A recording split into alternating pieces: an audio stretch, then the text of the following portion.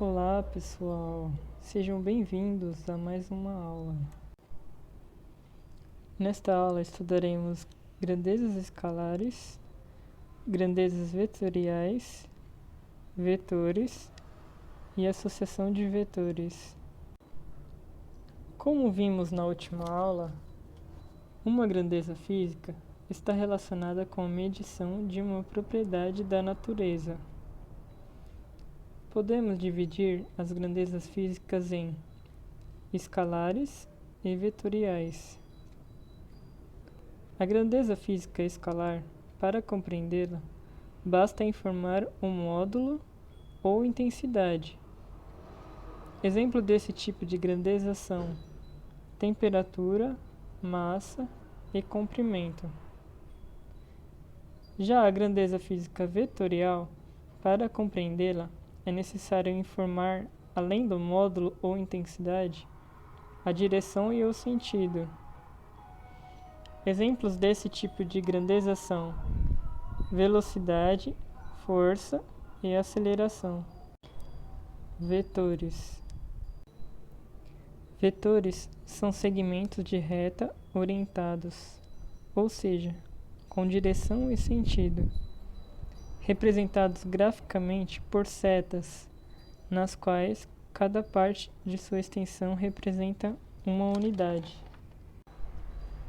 Aqui temos dois vetores. O primeiro com intensidade 70 newtons, direção horizontal e sentido à direita. O vetor 2 possui módulo de 100 newtons, direção horizontal e sentido à direita. Aqui se está representada a grandeza física força, cuja unidade de medida é o newton. E se esses vetores se associam? Ou seja, se eles interagem a partir de um ponto comum. Caso essa interação ocorra numa mesma direção e no mesmo sentido, eles se somam e temos, por fim, um vetor resultante, que é a soma do vetor 1 mais o vetor 2. Caso os vetores atuem em uma mesma direção, porém em sentidos opostos, a resultante se dará a partir do módulo da subtração de um vetor pelo outro. Neste caso, prevalecerá o sentido do maior vetor. Agora, e quando a interação se dá com direções diferentes? Quando dois vetores formam um ângulo a partir da origem, obtemos o vetor resultante graficamente ao esboçarmos duas retas paralelas a cada vetor, desenhadas na ponta da seta de cada um deles.